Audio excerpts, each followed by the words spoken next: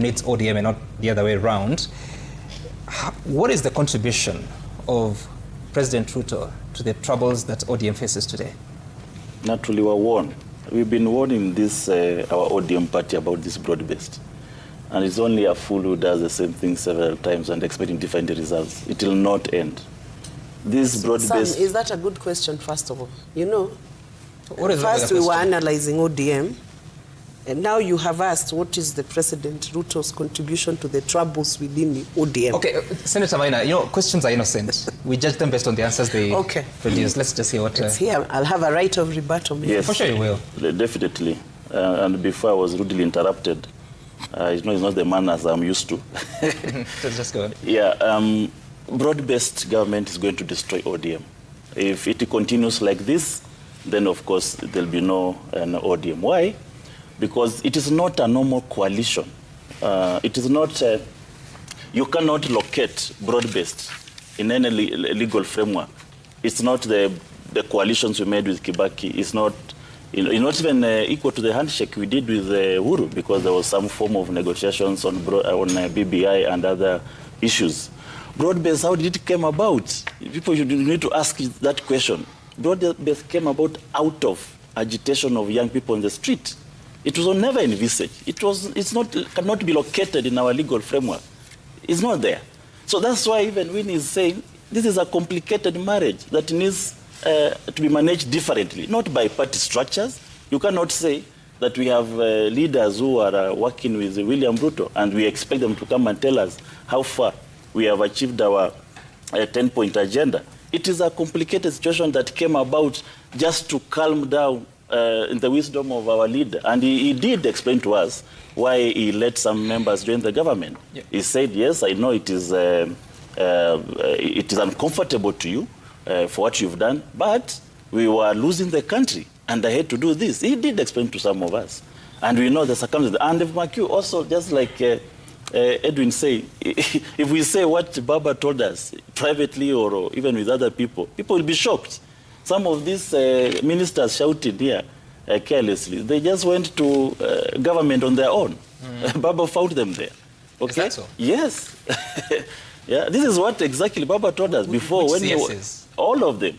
All of them, when they waited for Baba to go to Dubai, but before Baba comes to make a coalition agreement or some sort of agreement, they were already in State House begging for jobs. So, and Baba, because... But CS Joe is saying that wasifanywa kafara, they should be sacrificed. That's why I'm shocked that they can talk like that. One is actually a minister on behalf of ODM. So who is doing kafara to which? You are the one using our position in the government. You are supposed to be thankful for the party in the first place, that you are serving in the government that you never participated to make, courtesy of the party. Then you are here lecturing the same party. These are people who never believed in this party. These are people who have been masquerading around Baba.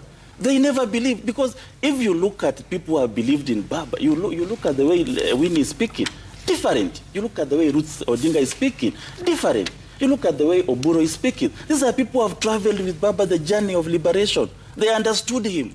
But these others are masquerading around him. They have been doing that for years, pretending to be part and parcel of Israel. They have no ideological orientation with Raila, completely. That's why they're now left, they're ready to dismantle the party. Some of them are saying they'll go with pieces. Is that why you are a senior member of the party, threatening to go with a piece of a party? Who said you'll take a piece? You play the entire clip. No, tell me. I think, I don't know, you just play. You've been playing. You play the entire clip, you'll see them. Okay. They are here, Baba. These people are here. They are lecturing us. They never believed in Baba's ideology. Right. And that's why I say, you don't need to interrupt me. People don't like the truth. Let him finish. The truth is very uncomfortable. I didn't come here to make people comfortable. I came here to talk to Kenyans, and especially the members of ODM who are out there. They're crying. They need somebody to speak for them. People have invested in this party emotionally, physically, and also financially. They're out there. They need a direction. They need to know what next. So you can't come here massaging things that are destroying our party. We are not helping it. We need to speak it out. People are wrong. For you to come and speak such things. What do you suggest as a path to a solution? Because he says that you need a moment of reflection. One would imagine that when you're turning 20, that's a major anniversary. That would be the moment. You know, the first thing I said, Sam, and I've been loud. Me, I'm always very brutally honest. Okay? The first thing I said is that first, the giving Oburu that position when we were burying Baba, it was a wrong timing. It could have been endorsed anyway. But why in a hurry? Okay, we've said it. And you see the repercussions. Then we said, okay, we were to do ODM at 20. But now Baba has left us. We are still mourning. People are mad out there. Baba was not an ordinary human being. Baba was in the hearts of people so deeply. Some people have cried. Some people are still crying. So why can we just postpone? Is anybody going to die out of postponing an ODM at 20, celebrate after a month or so? They never listen to us. They say, you know, these guys are just Kenya one, they're on their own, they're young. They don't know. A person who has been elected twice, you are telling him he's young, you know? So it is a people who feel, there's a cabal of people in the party who just feel that they hold all the powers to determine what they want to do, and they'll not listen to anybody, because had they listened to some of us, then some of these things that happened, it could not have happened. Who is this not listening to you? Mostly the leaders who are there currently, all of them. We try to talk them and ask them, why is the hurry? Just relax. I mean, we'll have the celebration. Is it the party leaders? Is it the executive? The ones who are speaking, the ones you have just showing them speaking. You see the way they're speaking? I've shown Senator Rengo. Show more. I don't know why you're hiding. Everybody needs one another. If you look at what was being stabilized when this arrangement was put together, we all need Kenya, do we not? We need a stable nation. We need a stable country.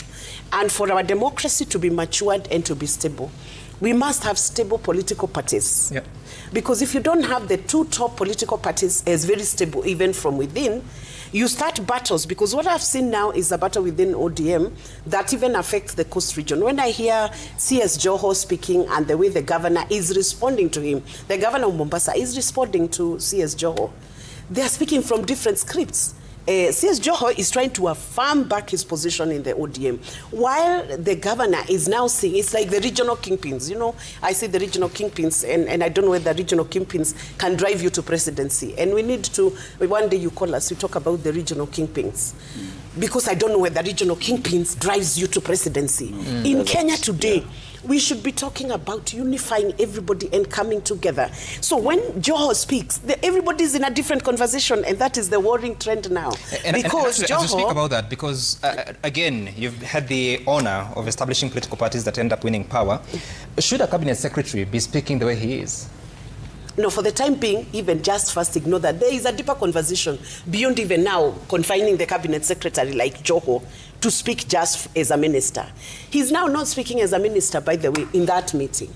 Joho is addressing that meeting as a very serious leader and stakeholder within ODM. So he's not even thinking about his ministry at that point. So if you address now that issue, because that one is issue. Because CS Joho is